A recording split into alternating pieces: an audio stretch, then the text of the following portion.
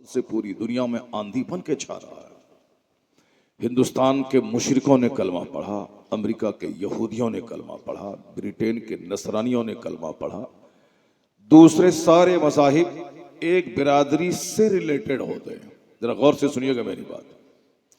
दूसरे सारे मज़ाहिब बिरादराना ढंग से आगे बढ़ रहे हैं। अब यहूदी, कोई दूसरा आदमी यहूदियत कबूल नहीं करता है, बस उनकी अपने खास बिरादरी है, वही उन्हीं के बाल बच्चे यहूदी हो रहे हैं। कोई बता दे कि एक गैर मुस्लिम हिंदू यहूदी बन गया हो? नहीं होता ऐसा।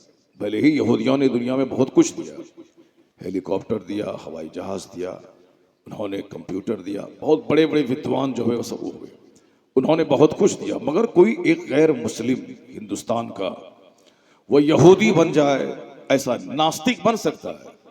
कोई खुदा नहीं है, दहरिया बन सकता है, लेकिन ये कि हिंदुइज्म छोड़ के यहूदी बन गया हो, यह सोच करके राइट ब्रदर्स ने पूरी दुनिया को हवाई जहाज दिया है, आज करोड़ों लोग उससे फायदा उठाते हैं। यह सोच करके जे.एल. बेयर्ड ने टेलीविजन का इजाद किया है और आज दुनिया के कई 100 करोड़ लोगों के घरों में वो टेलीविजन लोग देखते हैं, उसका इस्तेमाल करते हैं। चलो, जे.एल. बेयर्ड बहुत बड़े वैज्ञानिक, जिसको आज हर घर में उनकी इजाद को देखा और सुना जाता है, हम उसके मजहब को कबूल कर लें, ऐसा नहीं है। एक भी बुद्धिस्ट यहूदी नहीं बन रहा, लेकिन कोई दिन ऐसा नहीं गुजरता दुनिया का कि एक यहूदी कलमा पढ़ के मुसलमान ना होता, एक नसरानी कलमा पढ़ के मोमिन ना होता, एक हिंदुस्तान का हिंदू कलमा पढ़ के मुसलमान ना बनता हो, चाइना और जापान का बुद्धिस्ट कलमा पढ़ के मोमिन ना बनता हो। रोजाना एक इतना बड़ा परिवार है इस्लाम का कि सारे गलत या बुरे मज़ाहिब या दूसरे मज़ाहिब के लोग अगयार अपने मज़ाहिब को छोड़ कर मजहब इस्लाम के दामन में पना ले रहे हैं। ये इस्लाम की सच्चाई है। ऐसा नहीं कि जबरदस्ती किसी के दिल में अपनी फिक्र डाल दिया जाए, ऐसा नहीं हो सकता है। आप बोलिए 2 घंटा तकरीर कीजिए, जबरदस्ती सुभान अल्लाह मत कहलवाइए। आपकी कोई बात ऐसी निकली जबान से जो आदमी के दिल में उतर गई, वो कहेंगे वाह सुभान अल्लाह, क्या आपने अच्छी बात कह दिया। तो जबरदस्ती सुभान अल्लाह नहीं बोलवाया जाता। जैसे हमारे यहाँ आजकल माहौल पैदा हो गया, अब वो नात भी नहीं पढ़ा है, कहता है सुभान अल्लाह कहिए। एक मिसरा नहीं पढ़ाया, कहता है सुभान अल्लाह कहिए। पेशगी हाथ उठा के कहिए। ये जितने लोग यहाँ बैठे हुए हैं, ये सारे के सारे वो हमारे गुलाम नहीं हैं कि वो हमारे कहने पे वो हाथ उठा दे। हाथ उठाइए पेशगी। क्यों उठाइए पेशगी? क्या क्या पेशगी है? पहले तुम पेशगी कलाम तो पेश करो, तुम अपना कलाम पेश करो, बगैर कहे हुए लोगों के हाथ उठ जाए। ये सब होना चाहिए। जबरदस्ती किसी पे अपनी फिक्र थोपी नहीं जाती है। अब चूंकि उसके अंदर वो क्वालिटी है नहीं कि वो ऐसी बातें कर दे कि लोग सुभान अल्लाह कहें, तो इसे वो जबरदस्ती सुभान अल्लाह कहलवाना चाहते हैं। पहले क्वालिटी पेश करनी चाहिए, पहले अपनी बात बयान करनी चाहिए, तब उसके बाद फिर लोगों से उम्मीद रखें कि साहब लोग दाद देते हैं। मजहब इस्लाम जबरदस्ती किसी के मुंह में माइक दे के नहीं बोलता कि बोलो ला इलाहा इल्लल्लाह। जबरदस्ती नहीं कहता है कि बोलो ला इलाहा इल्लल्लाह। वो दूसरे लोग करते हैं, मुंह में घुसा दिया माइक, जबरदस्ती बोलो तुम जो मैं बुलवाना चाह रहा हूं। अब सामने वाला बंदा गर्दन कटने के खौफ से वो उनकी बातें बोल देता है। जबरदस्ती नहीं होता है कि ये बोलना होगा, यहां रहना है तो बोलना होगा। अगर ऐसा हुआ तो एक भी बंदा तुम्हारी बात नहीं बोलेगा। मजहब इस्लाम ने जबरदस्ती कभी नहीं किया। ला इकराह फिद्दीन, there is no compulsion in the religion. Islam में कोई जोर जबरदस्ती नहीं है। ये इतना मनमोहक, ये इतना प्लीजेंट मैसेज है इस्लाम का कि बड़ा बड़ा मुफक्किर, बड़ा बड़ा थिंकर, बड़ा बड़ा मुहक्किक जैसे वो इस्लाम को पढ़ा, उसकी क्वालिटी को समझा, माइक घुसेड़ के कलमा नहीं पढ़ा, वो कलमा पढ़ाने वालों को खोज कर उनकी खानकाहों में जाके मुस्तफा की गुलामी का पट्टा गले में बांध लिया। खानकाहों में लाखों लोगों ने कलमा पढ़ा, गुफ्तगू सुनने के बाद बेशुमार लोगों ने कलमा पढ़ा, किताबों की स्टडी के बाद बहुत सारे लोग कलमा पढ़ते हैं। ये इस्लाम का एक आलमी पैगाम अमन है कि जो भी इसके करीब आता है मुतासिर हुए बगैर नहीं रहता है। ये और बात है कि मुसलमान खुद नहीं पढ़ते हैं आज इस्लाम। ये चूंकि आबाई तौर पर यह मुसलमान है कि बाप मुसलमान था हम मुसलमान हैं, दादा मुसलमान था हम मुसलमान हैं। यही वजह है कि इस्लामी क्वालिटी इसके अंदर मौजूद नहीं है। आज कलमा पढ़ के सिर्फ कानूनन मुसलमान है, मगर इस्लामी क्वालिटीज जो होनी चाहिए वो नहीं है, चूंकि वो इस्लाम पढ़ के इस्लाम नहीं लाया है। बाप मुसलमान था इसलिए मुसलमान है। अगर एक भी बंदा कोई बता दे कि मैंने 50 किताबों का मुताला किया उसके बाद मैं इस्लाम को कबूल किया है, करोड़ों में कोई नहीं मिलेगा। मुझसे भी आप सवाल करते हैं कि क्या आप पहले दूसरे मजहब के फॉलोवर थे, आपने क्या क्या पढ़ा, क्या पढ़ के मुसलमान बने? मेरे जैसे लाखों मौलवी भी इस्लाम को पढ़ के इस्लाम नहीं कबूल किया है, सिर्फ इसलिए कि बाप मुसलमान था, मुसलमान फैमिली में पैदा हुआ इसलिए वो मुसलमान है। जो विरासतन मुसलमान फैमिली में पैदा होकर मुसलमान है वो क्या जाने इस्लामी क्वालिटीज क्या है। वो तो बाप अगर ब्राह्मण रहता वो ब्राह्मण हो जाता, बाप यहूदी होता तो यहूदी हो जाता, बाप क्रिश्चियन रहता वो क्रिश्चियन हो जाता। उसी तरह कलमा पढ़ने वालों में बेशुमार लोग हैं जिसका इस्लाम से कोई रिश्ता नहीं है। अगर हम में से आप में से कोई आदमी ईरान के किसी राफिजी घर में पैदा हो गया होता, वो राफिजी हो जाता, पानी पी पी करके शेखन करीमन को गाली देता, वो साहब साहबे कराम की तौहीन करता। लेकिन चूंकि आप सुन्नी बरेलवी घर में पैदा हुए इसलिए आप या नबी सलाम अलैक पढ़ते हैं, गौसे पाक का लंगर खाते हैं और खिलाते हैं। अगर आप किसी नजदी घर में पैदा हो गए होते तो फिर आप भी वही कुछ बोलते जो वो बोल रहा है। चूंकि आप जिस फैमिली में पैदा हुए हैं वहां चादर पोशी का माहौल है, वहां गौसे पाक के लंगर का माहौल है, वहां औलिया सालिहीन से बैत होने का माहौल है, वहाँ ईद मिलादुन नबी का जश्न मनाने का माहौल है, इसलिए आप ईद मिलादुन नबी का झंडा हाथ में लेके घूम रहे हैं। अगर आप सहारनपुर में पैदा हो गए होते तो आप भी पानी पी पी के बोलते ये हराम है, ये शिर्क है, ये बिदत है, ये सारे कब्र पुजवा हैं, वो सारी बातें आप बोलते जो वो बोल रहा है। ये अल्लाह का करोड़ों शुक्र और एहसान मानिए कि अल्लाह ने आपको मुसलमान घर में पैदा किया और अल्लाह ने आपको सुन्नी बरेलवी घर में पैदा किया, वरना आपकी मेहनतों का इसमें कोई दखल नहीं है। ये यकतरफा फजले इलाही है कि अल्लाह ने इंसान बनाकर मोमिन बनाकर सुन्नी घर में पैदा किया। तो इतना बड़ा एहसान जिस रब्बे आला का हो तो उस एहसान का शुक्र यही है कि जब तक ये बंदा जिंदा रहे अपनी जबान से उस खुदा का शुक्र अदा करता रहे और अपनी पेशानी रब्बे करीम के हुजूर झुकाता रहे और इसी में जबान तर रखे कि मालिक मैं तो जानवर भी पैदा हो सकता था, मैं किसी मुशरिक घर में भी पैदा हो सकता था, लेकिन तेरा एहसान कि तूने मुझे इंसान बनाया, तूने मुझे मोमिन बनाया, तूने मुझे सुन्नी घर में पैदा किया। जब आप ये बात बोलेंगे तो एक नई फिक्र आपके दिमाग में ये भी आएगी और एक बड़ी दुआ आपकी जबान पे जारी होगी। लखेरे वाली बात नहीं बोलेंगे, आप नहीं बोलेंगे कि जन्नत मेरी जागीर है और मैं जन्नत जाऊंगा ही, इसलिए कि जन्नत जागीर किसी की नहीं है। या नहीं बोलेंगे कि मैं जन्नत जा रहा हूं तुम भी मेरे साथ आके जन्नत चलो। आप अगर ये सोच में पड़े कि अल्लाह मुझे अमेरिका के यहूदी घर में पैदा कर सकता था लेकिन मुझे हिंदुस्तान के मुस्लिम घर में पैदा किया, मुझे हिंदुस्तान के राजपूत और ब्राह्मण घर में अल्लाह पैदा कर सकता था लेकिन मुझे सुन्नी मुस्लिम घराने में अल्लाह ने मुझको पैदा किया, उसके बाद एक बड़ी सोच पैदा हो गई इलाही, जब इतना बड़ा फजल तूने किया कि मोमिन बनाया, सुन्नी बनाया, तो बहुत सारे लोग कल मुसलमान थे आज काफिर हो गए, बहुत सारे लोग कल तक सुन्नी थे आज वहाबी हो गए, बहुत सारे लोग कल तक सलाम पढ़ते थे लेकिन आज वो सलाम के मुखालिफ हो गए। आदमी की फिक्र उलटती पुलटती रहती है, जैसे चटियल मैदान का एक पत्ता हवा जिधर की चलती है उधर का रुख कर लेता है, उसी तरह दिल है उलटता पुलटता रहता है। कभी मुसलमानों की बात सुनी तो इस्लाम की अहमियत दिल में आ गई, कभी किसी दुश्मना ने इस्लाम की गुफ्तगू सुनी, उनकी किताब पढ़ी तो उस एंटी इस्लामिक रिलीजन के ताल्लुक से नर्म गोशा उनके दिल में पैदा होने लगा।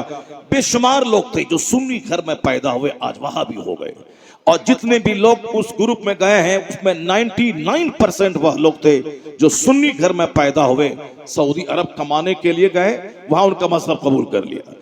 अलीगढ़ मुस्लिम यूनिवर्सिटी पढ़ने के लिए गए, वहां अपने उनके दोस्त मिले, उनका मजहब कबूल कर लिया। वो साहब कमाने के लिए अमेरिका गए, वहां क्रिश्चियनों को देखा, उसके मजहब को कबूल कर लिया। तो आदमी ऐसा नहीं कि आज मोमिन है तो मरते दम तक मोमिन रहेगा। मरते वक्त ईमान सलामत लेके जाना ये सबसे बड़ी दौलत है, और ये दौलत सबको मुयस्सर नहीं होती। ये दौलत उसको मुयस्सर होगी जो अल्लाह रब्बुल इज्जत के इन इनामात पे गौर करेगा कि अल्लाह मुझे सूअर पैदा कर सकता था, अल्लाह मुझे कुत्ता बना सकता था, जो कि कुत्ता को भी अल्लाह ने पैदा किया है, सूअर को भी अल्लाह ने पैदा किया है, सांप को भी अल्लाह ने पैदा किया है। तो अल्लाह मुझे भी तो सांप बना सकता था, लेकिन सांप न बना के अल्लाह ने मुझे इंसान बनाया है। कितना एहसान उस रब पे आला का है। इंसान बनने में न मेरी मेहनत का दखल है, न मेरी सोच का दखल है, न मेरे बाप दादा की खिदमतों का दखल है, सिर्फ फजले इलाही है कि अल्लाह ने मुझे बंदर नहीं इंसान बनाया। अगर इस पॉइंट पर जो हिंदुस्तान में आग लगाने वाले लोग हैं कि आग लगा दो, जला दो, भगा दो, अगर वो सूअर भी गौर कर ले कि मुझको दुनिया की पैदा करने वाले ने मुझको इंसान बनाया है, वह कभी जानवरों जैसी बात नहीं करेगा। क्योंकि मानवता वही है जिसकी जबान से शराफत टपके, जो खुद जिए दूसरों को जीने दे। आदमियत वही है जो अपने से दूसरों को कष्ट ना पहुंचाए। The best among you is one who is profitable for others.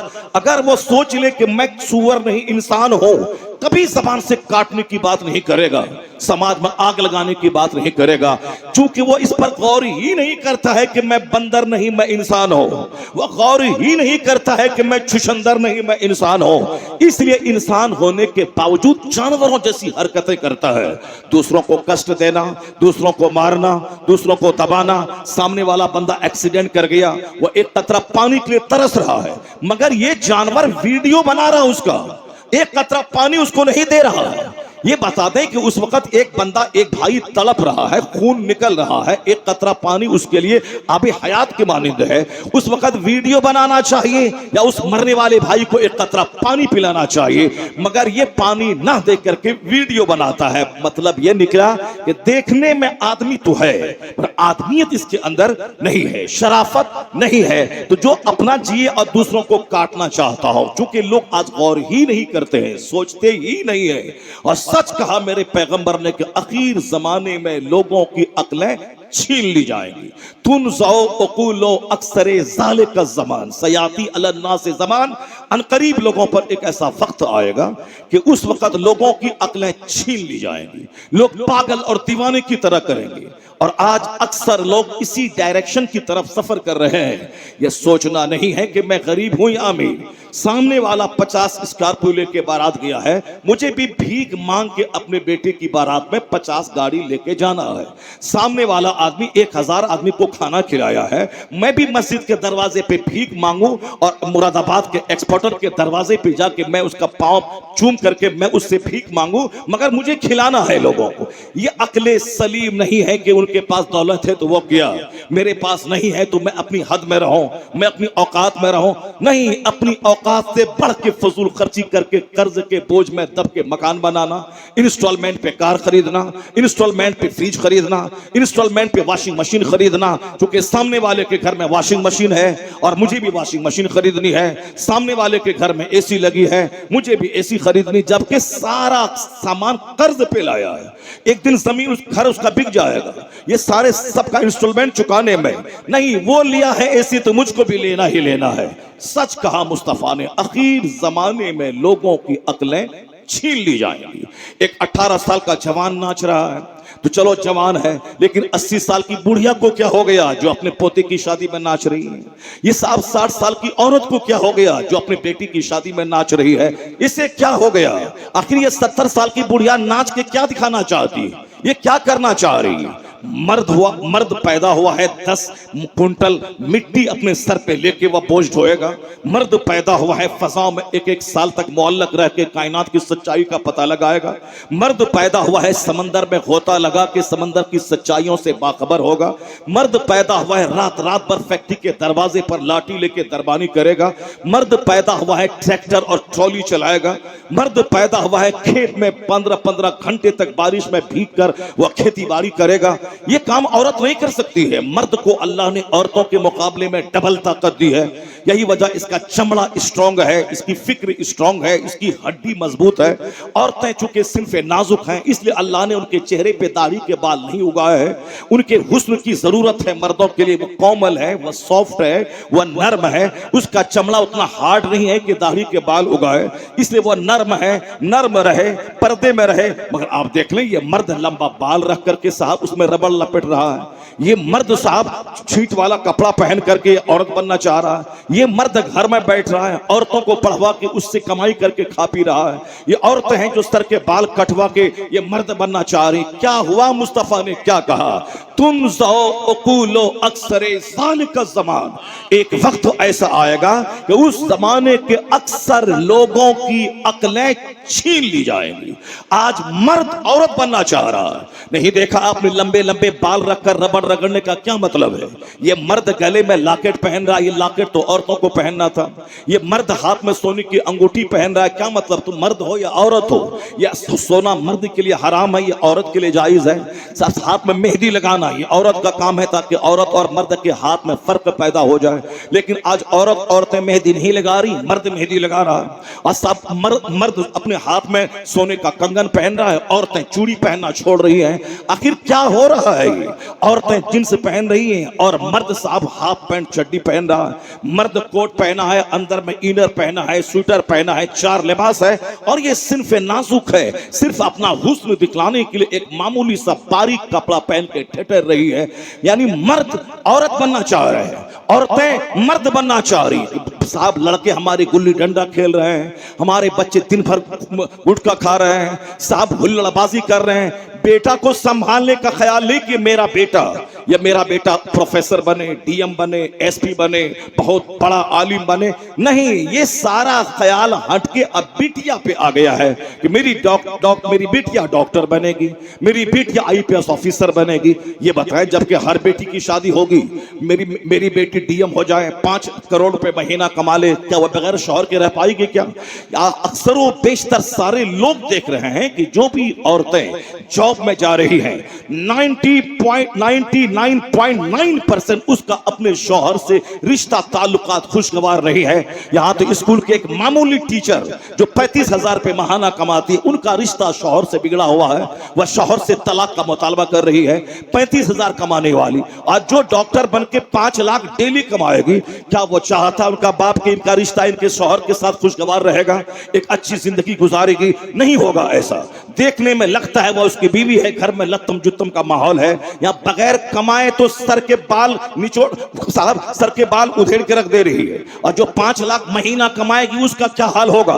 तो बच्चा जोकर है, उसे डॉक्टर बनाने का ख्याल नहीं है। एक जुनून चढ़ा हुआ है कि बिटिया को डॉक्टर बना रहा है, एक जुनून चढ़ा हुआ है कि बेटी को आईपीएस ऑफिसर बना रहा है। लाका चाहे लंगटा रहे, लाका चाहे चोर बने, लाका चाहे डकैत बने, लड़का चाहे इश्कबाज बने, लड़का चाहे छोकरी बाज बने, लड़का चाहे सनीमा बाज बने, सब चलेगा। बिटिया को डॉक्टर बनाना है। जबकि उनकी शादी होगी, उनके शौहर के जिम्मे उसका नानो नफ्का है, उनके शौहर के जिम्मे उसकी मेहर की रकम है। आज कितने लोग हैं दुनिया में सब अपनी बीवियों को अपने घर में रानी बना के रखते हैं, खुद मेहनत करते हैं, हल चलाते हैं। तो हर औरतें अपने शौहर के संरक्षण में रहती हैं। तो एक शौहर अपनी बीवी को भी पालता है और 10 बच्चों को भी पालता है। लेकिन जब औरत खुद से कमाई करने लगे, इल्ला माशाअल्लाह अच्छी चंद और खवातीन को छोड़कर 90% फीसदी खवातीन अपने शौहर से बागियाना रुख इख्तियार कर लेती है, उनका कायदे से जीना मुश्किल है। एक डीएम खवातीन कर्नाटका में, उन्होंने अपने डीएम शौहर से तलाक का पिटीशन इदारे शरिया में डाल दिया। चूंकि शौहर भी डीएम है और वो भी डीएम है, उसे तो मस्त रहना चाहिए कि मैं भी डीएम हूं, मेरा शौहर भी डीएम है। दोनों के 10 लाख रुपए माहाना घर में आएंगे, खूब उन्नति करेंगे, प्रोग्रेस करेंगे, तरक्की करेंगे। नेचुरल सिस्टम से बगावत करने वाला कभी सुकून नहीं पाएगा। औरतें रही हैं घर को जन्नत बनाने के लिए, मर्द बना है बाहर मेहनत करने के लिए। अगर ये उल्टा पुल्टा काम होगा तो दुनिया में तलाक होगी, दुनिया में तकरार होगी, दुनिया में खुदकुशी होगी, दुनिया में जहर खुरानी के वारदात बढ़ेंगे। बेशुमार लड़कियां केरोसिन डाल के मर रही है, बेशुमार औरतें अपने घर में फांसी के फंदे पे लटक रही है। यहां तक कि फिल्म इंडस्ट्रीज की औरतें जो करोड़ों कमाने वाली है, उनकी सड़ी हुई लाश उनके फ्लैट से बाहर निकल रही है। कुदरत के निजाम के खिलाफ जो कदम उठाएगा, नेचुरल निजाम से हट के जो जिएगा, सुकून नहीं मिलेगा, चैन नहीं मिलेगा, आग लगेगी समाज में। कुदरत का निजाम यही है कि मुस्तफा की पैरवी में अल्लाह ने सुकून रखा है, हुजूर की गुलामी में अल्लाह ने सुकून रखा है। हुजूर से हट के कोई जिएगा तो जहन्नम वहां मिलेगा, बेचैनी की आग में यहां जलेगा। और हुजूर की गुलामी में जो जिएगा, सुकून यहां मिलेगा, जन्नत वहां मिलेगी। बेशक, सुभान अल्लाह, सुभान अल्लाह। बहुत जान की राहत का राज इसी में पिना है कि अपने अपने मन के मुताबिक आदमी ना जिए, अपनी अक्ल पे भरोसा ना करे, बल्कि वो तमाम कुछ वहां से ले जो दुनिया के लिए मॉडल बना के भेजा गया है। यानी अपनी अक्ल पे नहीं, मुस्तफा जाने रहमत के मार्गदर्शन पर भरोसा करे, हुजूर के इरशादात पे भरोसा करे कि मुझे जीना कैसे है, सरकार ने मुझको क्या कहा है, हुजूर ने किन चीज से रोका है। मनमाने ढंग से जीने का नतीजा है कि सारा काम उल्टा पुल्टा हो रहा है। उसी उल्टा पुल्टा होने के नाते घर में लगी है आग, खानदान में लगी है आग, गांव में लगी है आग। लोग अपने खानदान वालों से रिश्ता छोड़ के दूसरों से दोस्ती कर रहे हैं, बाप से बात नहीं कर रहे हैं, गैरों से एक घंटे तक दोस्ती कर रहे हैं, अपनी बहन को देखने तक नहीं जा रहे हैं, दूसरों की बहन को अपनी भाभी बना रहे हैं और अपनी बहन बना रहे हैं। मुंह बोली बहन है हमारी, अपनी बहन तो बहन है नहीं, उनके पास तो जाता नहीं है, उनके से तो बात फोन से करता नहीं। और ये कौन है? यह मुंह बोली बहन है। मुंह बोली बहन से रिश्ता है और अपनी बहन से दुश्मनी है। और फिर उसके बाद जिसको मुंह बोली बहन कहा था, पता चला कि बहन अपने शौहर से तलाक ले रही है और ये मुंह बोला भाई अपनी बीवी को छोड़ करके उस मुंह बोली बहन के साथ वो दिल्ली पंजाब भाग करके होटल को मुज़य्यन कर रहा है। नहीं चलेगा। मुंह बोली बहन का क्या रिश्ता है? अपनी बहन से प्यार कर, अपनी मां से प्यार कर, अपनी बेटी से प्यार कर। अजनबी औरत चाहे भाभी क्यों ना हो, चाहे कजिन क्यों ना हो, वहां खतरा है। इसलिए पैगंबर आजम ने कहा था कि देवर तो तेरे लिए मौत है, यानी वहां तो इज्जत के डूबने और लूटने का कभी अंदेशा है। तो अपने मनमाने ढंग से बहन और सिस्टर और कजिन का रिश्ता मत बना।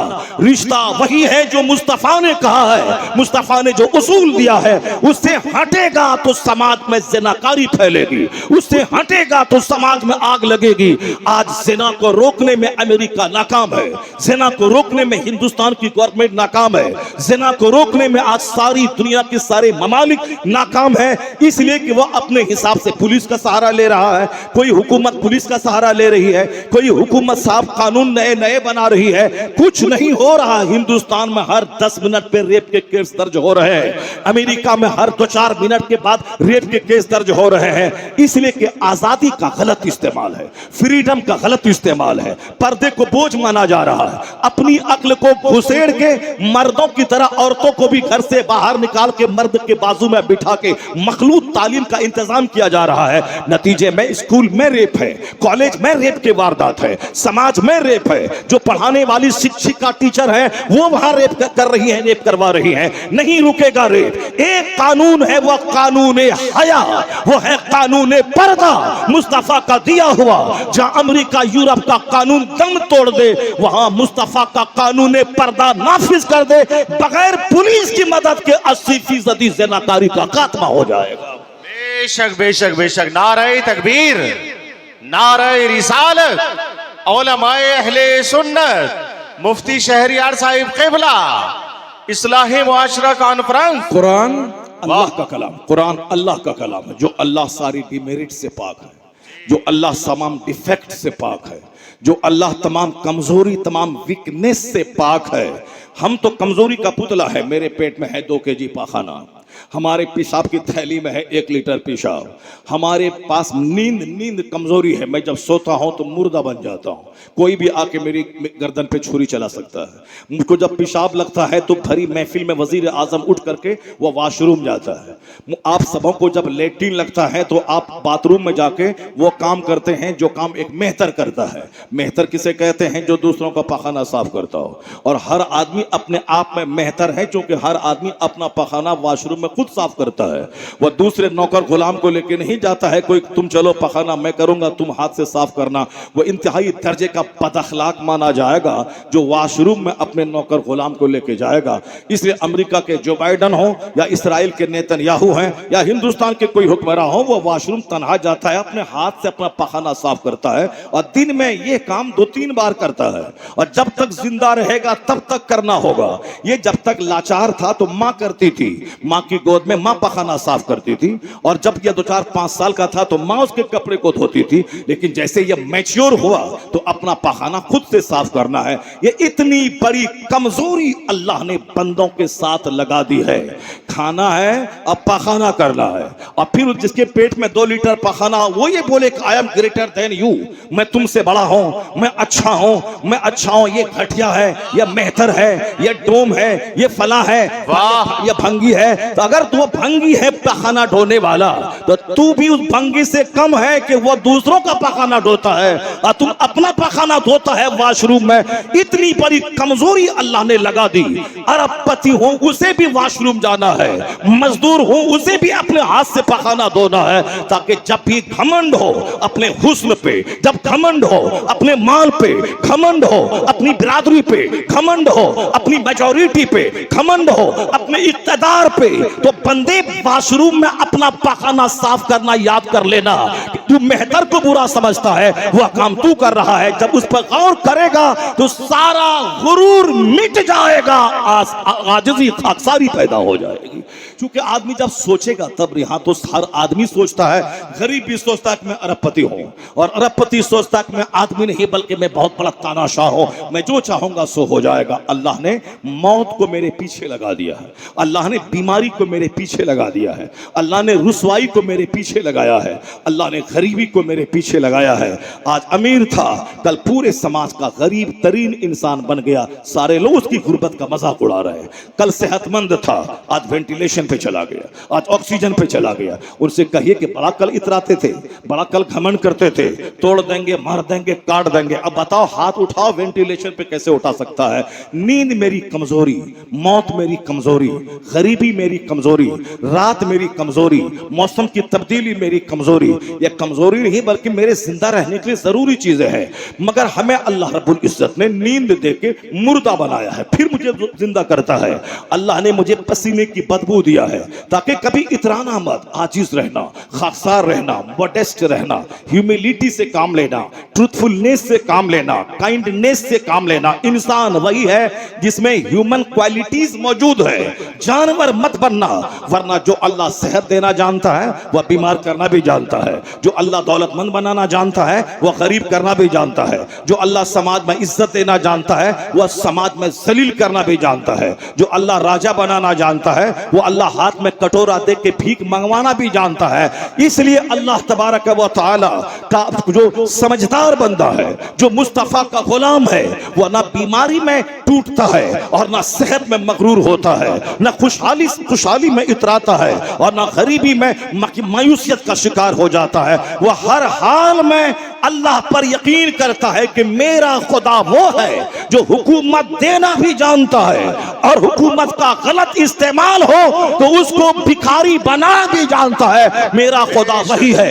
जो फिरौन को 400 साल की लंबी उम्र देना भी जानता है, उसे दरिया में डुबा के तड़पा के मारना भी जानता है, ताकि तेरी नजर हुकूमत पे ना रहे, तेरी नजर खुदा की अता पे रहे, मुस्तफा जाने रहमत पे रहे।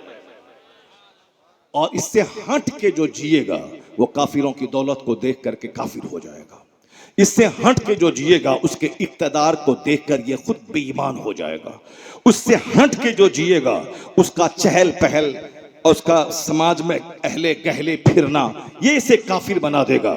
इसलिए अपनी सोच पे नहीं, मैंने बात वहां से की है कि इंसान वही है जो अक्ल का इस्तेमाल करे, अक्ल का इस्तेमाल करे और शरीयत की कसौटी में सारे मैटर को सोचे। अगर नहीं सोचेगा तो वह पागल हो जाएगा। इसमें बड़ी बड़ी बातें इसके दिमाग में नहीं आएंगी। मैंने क्या कहा कि इस्लाम सबसे बड़ी नेमत है। अल्लाह अमेरिका के प्रधानमंत्री को इस्लाम नहीं दिया, आपको दिया। अल्लाह ने नेतन्याहू के दिल में इस्लाम की मोहब्बत नहीं डाली। अल्लाह ताला आपका जो रेडी चालक है, रिक्शा चालक है, जो साहब गली कुचे में कांदा और प्याज और लहसुन बेचता है, 200 रुपए डेली कमाता है, ये उस नेतन्याहू से करोड़ों गुना बेहतर है। क्योंकि नेतन्याहू मरेगा तो खरबों साल आग में जलेगा, लेकिन यह रेडी चलाने वाला मुसीबत में कितने दिन तक रहेगा? 70, 80, 90 साल, और उसमें भी आराम से खाएगा पिएगा, 200 रुपए कमाएगा। और जैसे मरा, अगर ईमान रहा, सब्र रहा, नमाज रही, तो मरने के बाद खरबों साल की जन्नत उसके लिए इस्तेमाल करने के लिए तैयार है, हमेशा जन्नत में रहेगा। तो दुनिया की राहत भी आर्जी है और दुनिया की तकलीफ भी आर्जी है। तो ये हुकुम हाकिम बनना, सरबराह बनना क्या फायदा देगा? मरने के बाद 70 साल 1 सेकंड की तरह गुजर जाते हैं और फिर 100 साल 1 मिनट अल्लाह के सामने है। मोमिन की नजर आखिरत पे रहती है, मोमिन की नजर जन्नत पे रहती है, इसलिए इनका जीना आसान हो जाता है। अगर जन्नत और आखिरत और हुजूर की शरीयत से हट के अगर सोचेंगे तो उनका इख्तिदार काफिर बना देगा, उनकी दौलत काफिर बना देगी, उनकी ताकत हमारे बच्चों को काफिर बना देगी। इसलिए बच्चों की घुट्टी में पिलाना होगा ये झूठा इख्तिदार, ये दुनिया की शोहरत, ये दुनिया की दौलत, ये दुनिया की मालियत, ये दुनिया का इख्तिदार, ये सब पानी का बुलबुला है। असल चीज है आखिरत, जहां खरबों साल, महासंख्यों साल, बेगिनती साल, जहां खरबों ही की हैसियत क्या है, वहां तो मौत को ही ज़बह कर दी जाएगी, मौत ही नहीं है। दुनिया में 100 साल के अंदर ही मौत आ रही है। मरने के बाद जो दुनिया है वहां मौत ही नहीं है। आग है तो सदा आग ही आग है, और बाग है तो सदा बाग ही बाग है। तो अपने बाल बच्चों के दिमाग में अगर आखिरत की बात अब बता देते हैं, वह कोटा में नीट की तैयारी करते हुए वो जहर खा के नहीं मरेगा, वह भोपाल में साहब वो नीट की तैयारी करते हुए वो खुदकुशी करके फांसी के फंदे पे लटक के नहीं जान देगा। आज हर दिन खबर आ रही है कि जो जहां कोचिंग सेंटर का हब है, जैसे भोपाल है, जैसे कोटा है, जैसे दिल्ली है, इलाहाबाद है, जहां IAS की तैयारी करवाई जाती है, बड़े बड़े कोचिंग सेंटर है, वहां से बच्चों की लाशें निकल रही है। क्योंकि माँ बाप की तमन्ना है कि मेरा बेटा DM बनेगा, और वह जमीन बेच बेच के अपने बच्चों को पढ़ा रहा है। लेकिन बच्चा समझ रहा है कि मैं DM नहीं बन पाऊंगा, मेरे माँ बाप की तमन्नाओं पर खरा नहीं उतर पाऊंगा, तो फिर मेरे बाप टूट जाएंगे। वो समझता है कि बेहतर है कि यही मैं जान दे दूं। वह जान दे रहा है। हमेशा खबरें आती हैं कि कोटा में इस बार 25 लड़के जो मेडिकल की तैयारी कर रहे थे, वो 25 लड़के फांसी के फंदे पे लटक गए। अपने ही कमरे में, रूम में गमछा तौलिया लगा के फैन से उसी पे लटक के मर गए। लेकिन आपने कभी नहीं सुना होगा कि एक खानका का कोई पीर खुदकुशी किया हो। आपने कभी नहीं सुना होगा मदरसे का कोई तालिब इल्म फांसी के फंदे पे लटक गया हो। अगरचे बीमार पड़ा मर गया वो अलग बात है, लेकिन अपने मुस्तकबिल के बारे में चिंतित और फिक्रमंद होकर कि मैं अगर कोई बड़ा कारनामा अंजाम नहीं दिया तो मेरे माँ बाप को बड़ी मायूसी हाथ लगेगी, इसलिए मैं उससे बेहतर समझता हूं कि जहर खा के मर जाऊं। ऐसा करोड़ों में कोई केस नहीं मिलेगा। क्यों? इसलिए कि माँ बाप की तमन्ना स्कूल कॉलेज में पढ़ने वाले लड़कों से यही है कि दुनिया में सुखी रहे, दुनिया में मर्तबा मिले, दुनिया में जॉब मिले। जिसकी नजर दुनिया पे रहेगी, अगर दुनिया नहीं मिली तो जहर खा के मरेगा। जिसकी नजर दुनिया पे रही, सामने वाले का मुकाबला नहीं कर पाया, वो खुदकुशी करके मरेगा।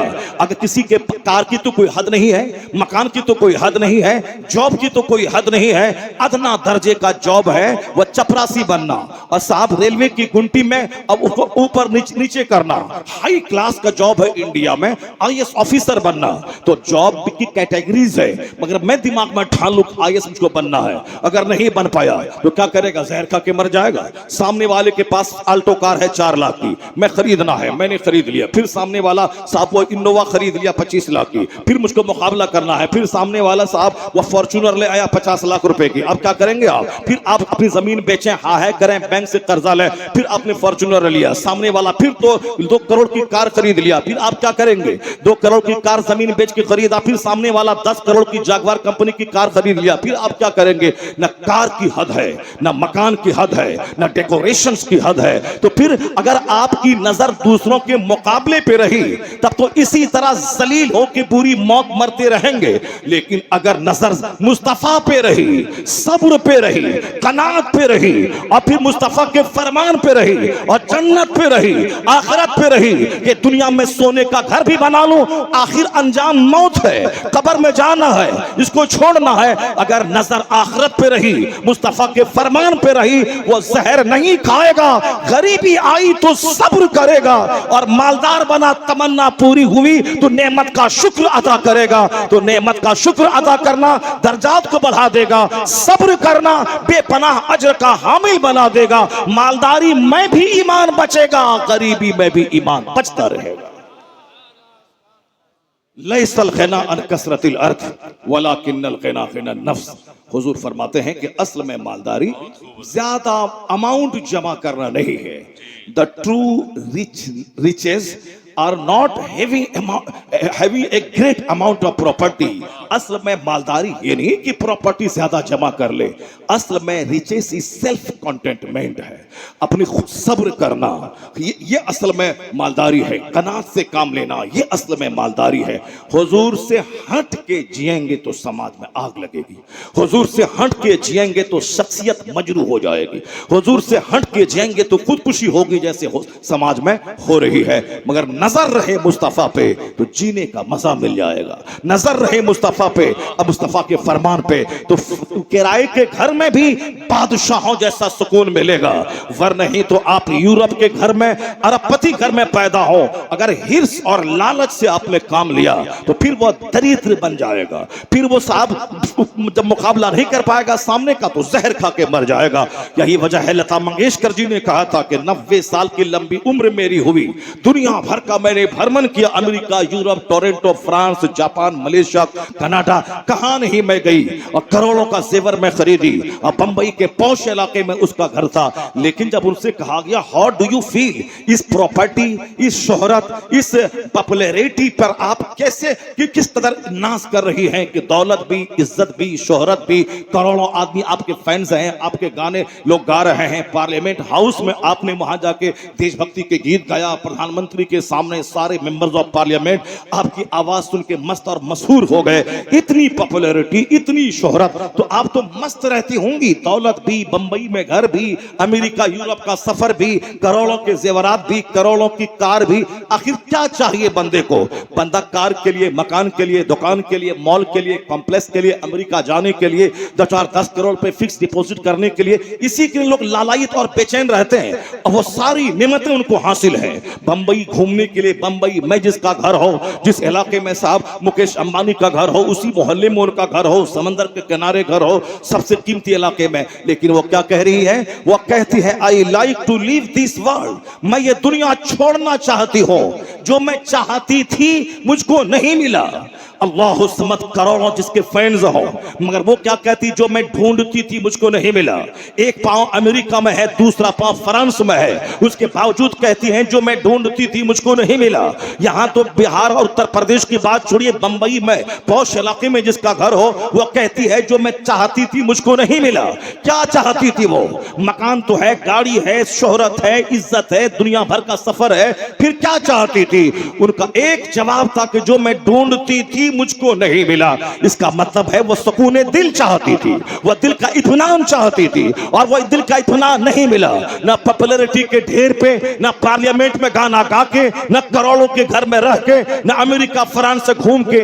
ये बताएं कि इस कदर शोहरत और दौलत की मलका जब उसको सुकून नहीं मिला, जो 5 वक्त की नमाज छोड़ के एक छोटा सा घर बना रहा है, उसे क्या सुकून मिलेगा? जो 1 कट्ठा जमीन खरीद रहा है, उसे क्या सुकून मिलेगा? जो सऊदी अरब में 10 साल ऊंट चरा के एक छोटा सा घर बना रहा है, उसे क्या सुकून मिलेगा? जब ये खरबों के ढेर पर बैठने के बाद भी सुकून नहीं है, तो सुकून कहां मिलेगा? ए सुकून तू है कहां? ए चैन तू कहां है? यह जवाब कोई गांधी नहीं देगा, कोई नेहरू नहीं देगा, आइंस्टाइन नहीं देगा। यह जवाब मुस्तफा जाने रहमत देते हैं, कायनात का सबसे बड़ा मसीहा देता है कि पढ़ कुरान। कुरान कहता अला बिज़िक्रिल्लाह तत्मइन्नुल कुलूब। न सुकून न महलों में है, सुकून न दौलत में है, है, सुकून न शोहरत में है, सुकून न पूरी दुनिया घूमने में है। अल्लाह ने सारा सुकून अपनी इबादत में रखा है, अपने जिक्र में रखा है, अपनी याद में रखा है। करोड़ों में खेलने वाली वहां बदन में लगी है बेचैनी की आग, मगर मेरा कोई फकीर किराए के घर में रहता है, जहां सजदा है वहां सुकून है, जहां रियासत है वहां सुकून है, जहां तिलावत है वहां सुकून है, जहां समूह सलात की पाबंदी है वहां सुकून है। तो सुकून का रास्ता खुद साख्ता नहीं मिलेगा, अल्लाह ने जहां सुकून रखा है वहीं सुकून मिलेगा, चैन मिलेगा। सुभान अल्लाह, सुभान अल्लाह। नारे तकबीर, नारे तकबीर, नारे रिसालत, उलमाए अहले सुन्नत, जश्न दस्तारबंदी, अल्लामा मुफ्ती शहरियार साहिब क़िबला। ए मेरी कौम, मैंने आप तक यह पैगाम इसलिए पहुंचाया कि चूंकि अल्लाह ने आपको इस रुए जमीन की सबसे धनवान कौम बनाया है। जो दौलत उन लोगों के पास नहीं है, वह दौलत अल्लाह ने आपको दिया है। वह दौलत है ईमान की दौलत, वह दौलत है इस्लाम की दौलत, वह दौलत है कुरान की दौलत, वह दौलत है मुस्तफ़ा जाने रहमत की दौलत जो अल्लाह ने आपको दिया है। मुस्तफ़ा का कलमा आप पढ़ते हैं, कुरान शरीफ आप पढ़ते हैं, इस्लाम आपके पास है, मस्जिदें आपके पास है, काबा आपके पास है, मिना मुज़दलिफ़ा मताफ मसा आपके पास है। इतनी सारी नेमतों के रहने के बावजूद अगर आपका चेहरा सूखा रहे, आप काफिरों की तरह दौलत में उनका मुकाबला करने के लिए आगे बढ़ जाएं, नमाज रोजे हज ज़कात सब छोड़ करके आप भी उन्हीं की तरह पागल हो जाएं कि माल चाहिए, माल चाहिए, माल चाहिए, चाहे नमाज छूटे, रोज़ा छूटे, हज में ताखिर हो, सब चलेगा मगर माल चाहिए। अगर ये बात है, इसका मतलब है कि आप हीरे जवाहरात की कदर नहीं कर रहे हैं। आपको भी हीरा छोड़ के कंकर चाहिए, हीरा छोड़ के पत्थर चाहिए, हीरे जवाहरात और गोल्ड छोड़ के आपको मिट्टी चाहिए। आपने नहीं सुना वो हदीस, हुजूर ने क्या फरमाया, जिसको कुरान पाक का इल्म दिया गया उसके बावजूद वो ये समझे कि दूसरों को मुझसे ज्यादा बड़ी नेमत दी गई है, तो ऐसा है जैसे उसने कुरान पाक के इल्म का अपमान किया, उसने कुरान पाक के इल्म की तौहीन कर दी।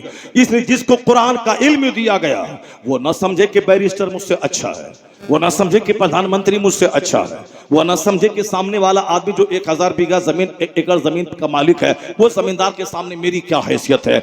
जिसको इल्मे कुरान दिया गया, अगर उसने दूसरों को समझा कि उसके पास मुझसे बड़ी नेमत मौजूद है, उसने उस नेमत की तौहीन कर दी, उसका अपमान किया। तो जिसको इस्लाम की दौलत दी गई, ईमान की दौलत दी गई, जो दौलत अरबपति के पास नहीं है, अगर वो ये समझ लिया कि मुशरिकों को मुझसे ज्यादा इनाम है, वह चैन सुकून से रहता है, उनके पास इख्तिदार और दौलत है, उनके पास खरबों पैसे हैं, तो उसने इस्लाम की दौलत का अपमान किया। हो सकता है ये अपमान की सजा ये मिले कि अल्लाह उससे ईमान को छीन ले, इस अपमान की सजा ये मिले कि अल्लाह उसे उन्हीं दौलत देकर उन्हीं मुशरिकों की सफ में शामिल कर दे।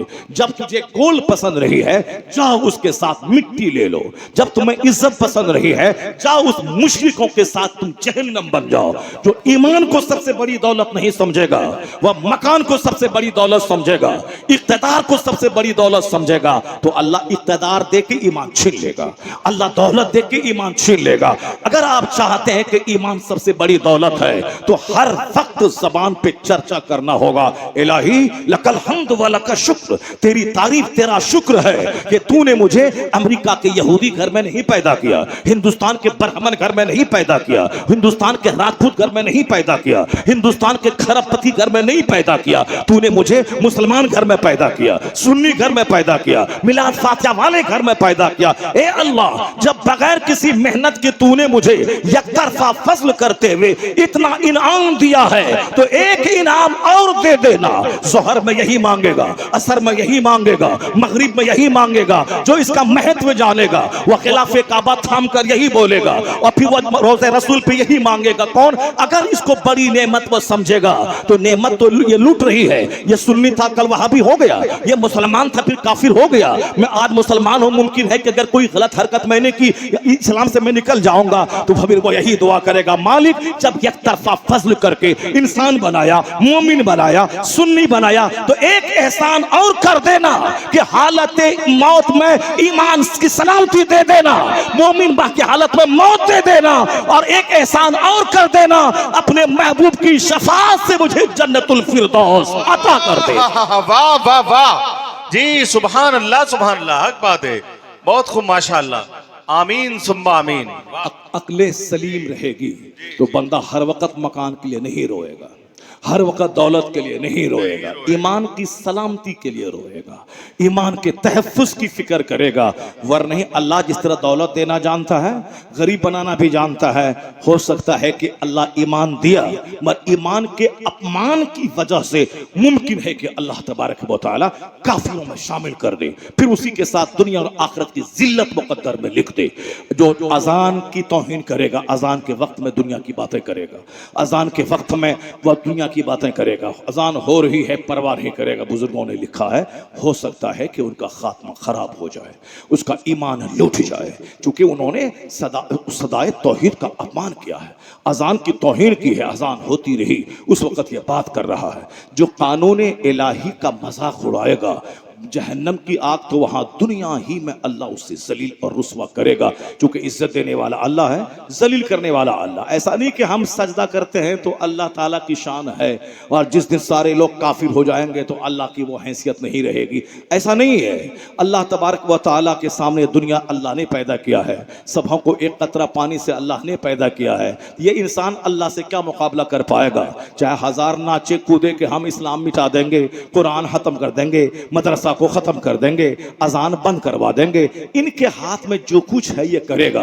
जैसे समाज में कोई अत्याचारी, कोई डकैत है तो वो हमारी दाढ़ी नोच सकता है, हम कमजोर हैं वो हमारी टोपी छीन सकता है, हम कमजोर हैं वो हम शराफत की जबान बोलते हैं वो तो तमाचा हमको मार सकता है, ये तो कर सकता है, लेकिन ये नहीं हो सकता है कि इस्लाम को दबा दे, इस्लाम मजहब में ब्रेक लगा दे। इससे बड़े बड़े दौलतमंद, बड़े बड़े जालिम जाबिर आए ये 1400 साल के अंदर में कि इस्लाम के बढ़ते हुए कदम को रोक दें।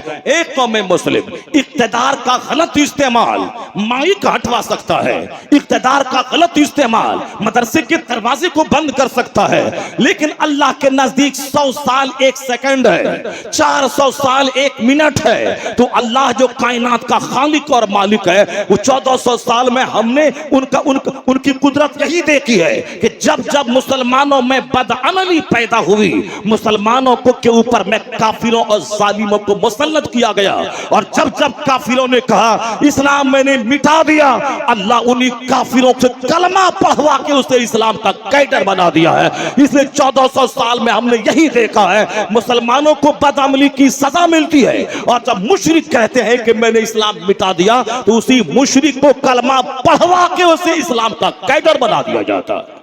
क्योंकि दुनिया चलाने वाला अल्लाह है। कुलिल्लाहुम्मा मालिकल मुल्क तूतिल मुल्क मन तशा व तनज़िउल मुल्क मिम्मन तशा व तुइज़्ज़ु मन तशा व तुज़िल्लु मन तशा बियदिकल खैर इन्नका अला कुल्लि शैइन कदीर। सारा इख्तियार अल्लाह के पास है। अब चूंकि ये यकीन ही कमजोर हो रहा है कि रोजी देने वाला अल्लाह है, हर हाल में रोजी देगा, वो सांप को चुचंदर को सबको रोजी देता है, शराबी पापी सबको देता है, मुझे भी देगा, मैं अच्छा काम कर रहा हूँ, मैं मौलवी बना हूँ, लोगों का अमरे बिल मारूफ करता हूँ, क्या अल्लाह मुझे भूखा रखेगा? ये विश्वास ही कमजोर हो गया। सोचता मैं झूठ नहीं बोलूँ तो माल कैसे मिलेगा, मैं नमाज पढ़ने के लिए जाऊँ तो बिजनेस कस्टमर चला जाएगा तो फिर माल कैसे मिलेगा, बच्चे कैसे खाएंगे, अगर मैं ये हराम कारोबार छोड़ दूँ, सूद का, रिश्वत का, गलत काम का, तो फिर मुझे रोजी कहाँ से मिलेगी? जब इस कदर कमजोर हो गया बंदा, तो क्या वो अल्लाह की रहमतों से उम्मीद कर सकता है? जब उसको विश्वास ही नहीं है अल्लाह की जात पे कि रोजी देने वाला अल्लाह है, इज्जत देने वाला अल्लाह है, हुकूमत देने वाला अल्लाह है, हुकूमत छीनने वाला अल्लाह, वो जब यकीनी ही नहीं रहा तो अब अल्लाह उसे काफिरों के हाथों में छोड़ देता है। तुम सताए जाओ, तुम खुद मिसले जाओ, तुम रगड़े जाओ, तुम परेशान हो जाओ। ये जो मौजूदा परेशानियां हैं या उसी बदअमली का नतीजा है। विश्वास कमजोर हो गया, यकीन कमजोर हो गया कि अल्लाह रोजी देने वाला है। ये सोचता कि नहीं, मैं सूद नहीं खाऊंगा तो फिर पैसा कहां से आएगा, मैं झूठ नहीं बोलूंगा तो माल कहां से आएगा, मैं नमाज पढ़ूंगा, बिजनेस नहीं करूंगा तो फिर माल कहां से आएगा। इसी कमजोरी यकीन की वजह से बंदा करोड़ों कमाने के बाद भी भिखारी है, ये इसका चेहरा सूखा है, इसके दिल में इत्मीनान नहीं है। आज 10 लाख की बिक्री हो गई, मैं ये सोचता है कि कल अगर बिक्री नहीं हुई तो मेरा क्या हाल होगा। आज मेरा माल अमेरिका चला गया, एक्सपोर्ट हुआ, वहां से 10 करोड़ रुपए आ गए, मैंने 1000 वर्कर को मैंने दे दिया, और साहब 10-20 गाड़ियां हैं उसके मैंने किस्त मैंने बैंक में अदा कर दी। लेकिन अगर कल मेरा माल अमेरिका नहीं गया या वहां से रिजेक्ट होके आ गया, फिर मेरा क्या होगा। बेवकूफ, कल तू जिंदा रहेगा कि नहीं रहेगा। हो सकता है शाम के टाइम में मौत आ जाए, 1 मिनट के बाद मौत आ जाए। अभी जो तेरे पास खुशहाली अल्लाह ने दी है, कम से कम इसका तो सही इस्तेमाल कर, मस्त रह, खुश रह, अल्लाह का शुक्र अदा कर। तू सब शुक्र ही नहीं अदा करेगा तो अल्लाह ताला मुस्तकबिल की एक फिक्र दिमाग में डाल दिया। अगर यह माल कल मेरा रिजेक्ट हो गया तो मेरा क्या होगा, मेरे बच्चे का क्या होगा, मेरे फर्म का क्या होगा। इसी फिक्र में दुनिया आज डूबी है। क्या मंत्री अगर कल हार गए तो मेरा क्या होगा, हम तो सड़क पे आ जाएंगे। इसीलिए वो हाथ पैर मार रहा है कि कैसे इलेक्शन हम जीत जाएं, हम कैसे क्या कौन सी तदबीर अपनाएं कि इलेक्शन ना हारें, चाहे जुल्म करें, चाहे रुपया से खरीद लें, चाहे वोटर को शराब पिला दें, चाहे कुछ दूसरे को गाली दे दें ताकि लोग नफरत में, उसकी नफरत में फिर वो हमको अपना ले। यानी आखिरी हद तक ये बंदा जा रहा है, क्योंकि विश्वास नहीं है कि जो अल्लाह आज रोजी दिया है वो अल्लाह कल भी देगा। माँ के पेट में 9 महीने तक रोजी देने वाला अल्लाह, माँ की गोद में खुश्क छाती में दूध देकर रोजी देने वाला अल्लाह, माँ के पेट में था तो माहवारी खून रोक के अल्लाह ने रोजी दिया, और जब माँ की गोद में आया तो फिर उसी खून को दूध बना के तेरी रोजी का इंतजाम किया। और जब तू 10 साल तक माँ को नर्स की तरह उसके दिल में तेरी मोहब्बत डालकर तेरे पेशाब पाखाना के सारे कपड़े को वो धो रही नर्स की तरह, जब तू कमजोर था तो अल्लाह ने तुझको रोजी दी, तेरी खिदमत के लिए तेरी माँ को मामूर कर दिया। तू रात में बिस्तर पे पेशाब करता था, माँ तुझे सीने पे सुला लेती थी। जब कमजोर था तो माँ के पेट में रोजी दी, कमजोर था तो माँ की गोद में रोजी दी, कमजोर था तो माँ बाप के दिल में मोहब्बत डालकर तो उससे तेरी खिदमत हुई। अब जब तू मैच्योर हो गया, अब जवान हो गया, अब तू पत्थर तोड़ के रोजी निकाल सकता है, अब तू सफर करके रोजी हासिल कर सकता है, तो अब तेरा चेहरा सूखा क्यों है कि आज रोजी है तो कल क्या होगा, परसों का क्या होगा, परसों माल नहीं मिला तो क्या होगा, सूद नहीं खाएंगे तो क्या होगा, रोटी का टिकट ना बेचे तो क्या होगा, डांस नहीं करें तो क्या होगा, साहब बैंड बाजा ना बजाए तो क्या होगा, अगर ये डांस पार्टी में ना जाए तो मेरा क्या होगा। तो माँ के पेट को याद कर, माँ की गोद को याद कर, वह 10 साल माँ की खिदमत को याद कर, तब तू यही कहेगा जो अल्लाह जिंदगी दिया है वही अल्लाह रोजी देने वाला है। ला तक़तुलू औलादकुम खश्यता इमलाक, गरीबी के डर से बच्चों को कत्ल मत कर। जो अल्लाह तुम्हें रोजी देता है वो अल्लाह तेरी औलाद को भी रोजी देगा। खुदा से हट के जिएगा, सोचेगा तो फिर मालदारी के ढेर पे बैठने के बाद भी जलील और रुस्वा हो जाएगा। और मुस्तफा माशाअल्लाह माशाअल्लाह, नाराए तकबीर, नाराए तकबीर, नाराए रिसाल।